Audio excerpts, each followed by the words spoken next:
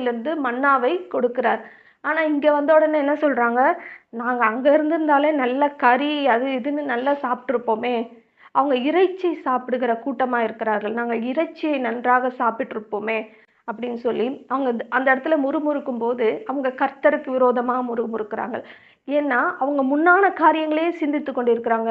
அவங்களுடைய இருதயம் எங்க தான் இருக்கு? எகிப்துல தான் இருக்கு. கர்த்தர் சொல்றார்ல, நான் பாலும் தேனும் ஓடுகிற தேசத்துக்கு அழைச்சு கொண்டு போவேன்னு. இப்ப அவங்களோட எண்ணம் எங்க இருக்கணும்? நான் பாலும் தேனும் ஓடுகிற தேசத்துக்கு போப்போறேன். அந்த தேசம் எப்படி இருக்குமோ தெரியலையே! அந்த இடம் நல்லா இருக்குமே! அங்க நம்ம கர்த்தரோட கூட இருக்க போறோம். மக்களோடு சேர்ந்து கர்த்தரை ஆராதிக்க போகிறோம். இப்படியெல்லாம் அவங்க நினைக்காம, பின்னான காரியங்கள் எகிப்து தேசத்துல நான் கறியெல்லாம் சாப்பிட்டேன். இங்க எனக்கு கறியே இல்ல. நான் வெறுமனே இந்த மன்னாவையே சாப்பிட்டுட்டு இருக்கேனே அப்படின்னு சொல்லி புலம்புறாங்க. ஆனாலும் கர்த்தர் கிருபையாய், சரி நான் அவங்களுக்கு இறைச்சியையும் தரேன்னு சொல்லி, இறைச்சியையும் அவர்களுக்கு